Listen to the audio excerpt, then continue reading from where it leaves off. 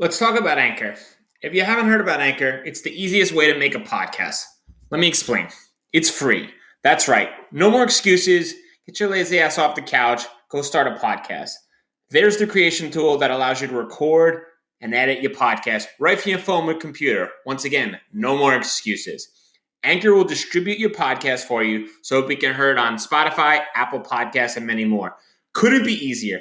Even better, you can make money from your podcast with no minimum listenership. That's right, they're paying us for this ad. Thank you very much, Anchor. Download the free Anchor app or go to anchor.fm to get started now. This is The Dime, a 10-minute dive into the cannabis and hemp industry through trends, insights, predictions, and tangents. I'm stretching. No, I'm ready. Let's do this. What's up, guys? This is the week of September 10th. This is The Dime. This week, we're speaking about edibles in Florida. Just 1 week after Florida's health officials signed off on guidelines for edible cannabis products, Trulieve became the first in the state to begin selling cannabis edibles. The company sold gel caps, but officials said they will soon add brownies and cookies to the lineup. The availability of edible medical cannabis products come as the state's medical program near 400,000 patients. Industry experts believe that 50 to 60% of medical cannabis sales are currently smokable products, but smoking isn't for everyone, and the addition of products with different consumption methods, such as edibles, meet the needs of certain individuals. Kellan, what issues do you see come with introducing edibles into a medical market that previously haven't seen them? I don't see any issues with it. I definitely see it as like something to boost sales, minimum. It's just another product that people can consume for medical purposes in Florida, at least. Well, let's take one step back. Why didn't they allow edibles originally, in your opinion? It's easier to just regulate a smaller amount of SKUs, if that makes sense. So if it's just flour and some concentrates from an extraction standpoint, it lets the regulatory bodies kind of get their feet wet, lets them see the facilities, lets them kind of manage the small amount of licenses they gave out. Because Florida kind of took a really, really similar approach to cannabis as Colorado did. The mentality is it's a lot easier to regulate a small number of people, a small number of large companies than it is to regulate everyone under the sun, right? So like Washington, they said anyone that has money to buy a license can buy a license and just have at it, right? So they had like 2,500 companies with licenses all competing with each other versus Colorado, they gave out like 15. Florida, they give out 5, right? So the state, I think it has to do with the state and how they regulate industries just internally from a monopoly kind of standpoint, which is how Colorado is as well. And so I think that it all stems back to it's just easier to regulate less, right? And so they got comfortable. They kind of went through a couple iterations of regulating flour and vape pens and those kind of products from a smokable standpoint. And now that they feel like they've probably ironed out the details associated with those products, they're now willing to bring in other products as additional SKUs for the license holders. That's my guess. I have a question about that. So Florida's not the first market to introduce edibles. Why couldn't they do, like you said, lean off Colorado and essentially just take the same rules that Colorado has? I mean, that's a good question. I don't have a great answer for you. My guess would be that it's just Florida politics, right? Like there's a lot of shady things going on in Florida right now, right? Like how those licenses were awarded was like deemed unconstitutional. They have to give out more licenses. Like there's a lot of weird stuff going on in Florida as far as like the regulatory aspect of cannabis goes right now. Next question. Do you think medical edibles differ at all from recreational edibles? I know they do. Can you expand?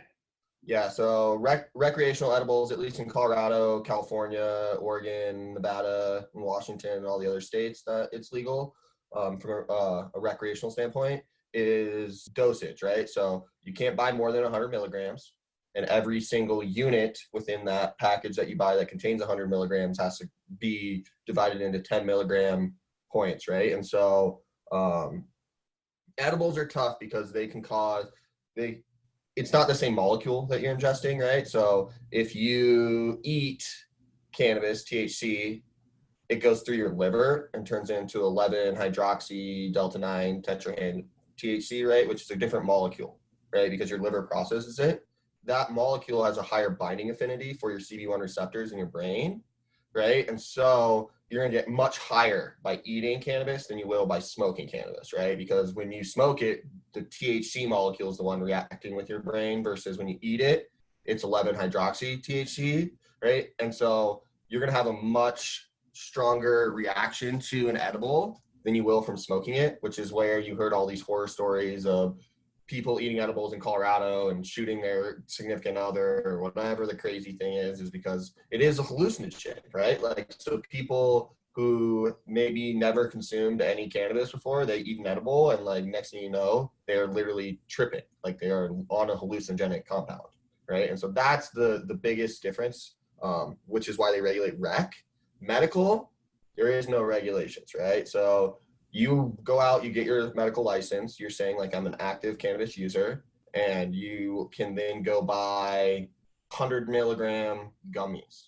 So you can go buy 1,000 milligrams at a time, which you can't do in the rec market, right? So in the med market, every single edible is, at least in Colorado, I don't know exactly how Florida is going to regulate it or if those laws have come out yet, but in Colorado, like you can go buy like 500-600 milligrams at a time, like not a problem in an edible, like in a chocolate bar, right? And it's because the mentality behind it is the medical user has built up a tolerance and they need the higher dose so that they can experience that high to alleviate the conditions that they're trying to alleviate from a medical purpose, right? And so sleeping and chemotherapy, those things, like if you're on chemotherapy and you're using cannabis for hunger purposes and pain purposes, pain relief purposes, and you've been using it for 6 months, like you're going to want the highest dose possible because you're literally just trying to mitigate pain and hunger.